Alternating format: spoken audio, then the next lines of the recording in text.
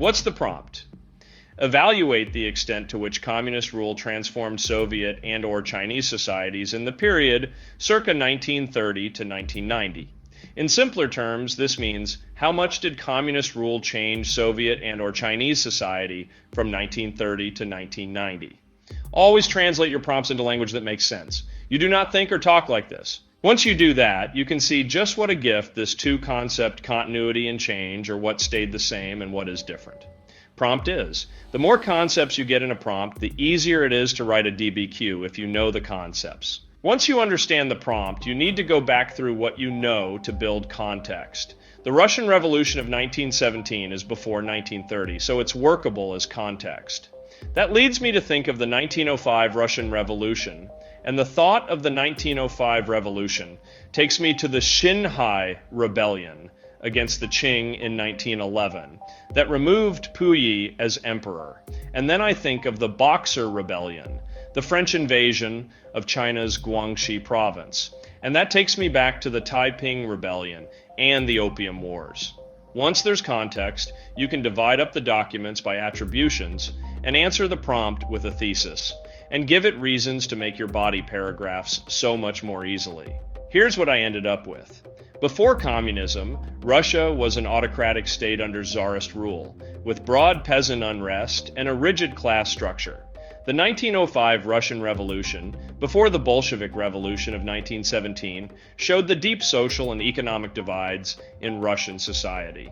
Meanwhile, China was weakened by internal strife and foreign imperialism, especially after the Opium Wars and Taiping Rebellion of the mid-19th century, which led to territorial concessions to Western powers.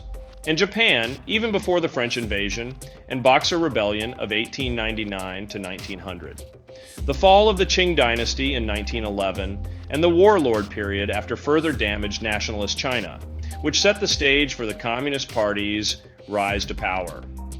Communist rule brought significant changes to Soviet and Chinese societies between 1930 and 1990.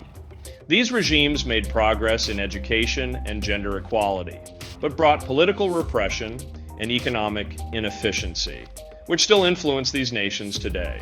This leads me to my body paragraphs, and I end up with a much easier time than my prior 2024 DBQ from set 2.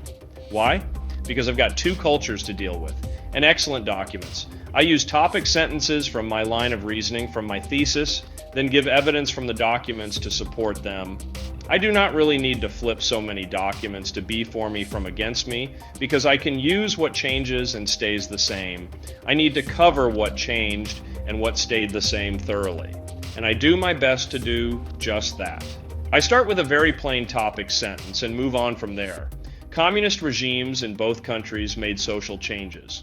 In the Soviet Union, workers' schools educated the working class, which showed a shift to a more educated populace. Document 1.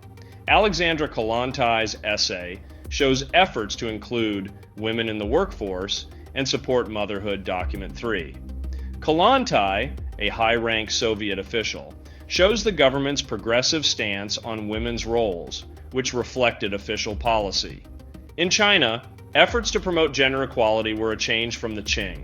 Xiaoping's article talks about challenges and progress to promote women's roles in society. Document 6. These policies aim for social equality and development. Both regimes use severe political repression. Stalin's purges and political persecution are shown in Orsai Drabinsky's memoir about brutal interrogations and forced confessions. Document 2. Drabinsky, who wrote in the period of de-Stalinization, shares a personal account of the terror under Stalin, which shows Stalin's degree of political control. In China, the 100 Flowers campaign of openness became the anti-rightist campaign, which suppressed dissent and reinforced authoritarian rule.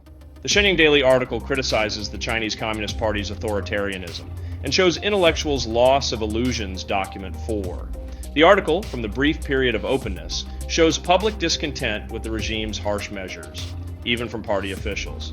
These examples show how both regimes maintained control and suppressed opposition. Both countries changed a lot economically. The Soviet 5-year plans focused on rapid industrialization and collectivization, which led to industrial growth but also famine. The Great Leap Forward in China aimed to transform the farm economy into industrial but caused severe food shortages. Document 5. Kosolapov's article in Pravda defends the Soviet economic model against privatization, which shows the regime's commitment to centralized control, even with knowledge of inefficiencies. Document 7. His defense, written during a period of economic debate, shows the lack of political change of the Soviet leadership. Stalin continued with these policies even after the suicide of his wife, perhaps partially over the starvation he caused in Ukraine. These policies show ambitious but flawed economic strategies. The Cultural Revolution in China shows just how much social and political change there was. Mao Zedong's campaigns were to regain control and enforce communist ideology, which led to persecution and cultural destruction. Both Soviet and Chinese transformations involved ideological indoctrination and social engineering. While the Soviet Union made progress in education and women's rights, it also went through severe economic disruptions and political repression. China saw similar patterns of social advancement and political control, and also catastrophic economic policies. In conclusion, communist rule brought major change to Soviet and Chinese societies between 1930 and 1990. These governments made progress in education and gender equality, but created political repression and economic inefficiency, which left a legacy that still influences these nations today. The experience of communist rule shows the challenge of radical political changes within society and the economy, and shows both continuity and change in both countries. I hope this helps, and I'd like to thank the subscriber who suggested I do this one, TopsyVFX8598. Comment how well you did if you wrote this one, or if there's other material you'd like me to work through. Share with your classmates, like the video if it helped you, and subscribe for more AP history.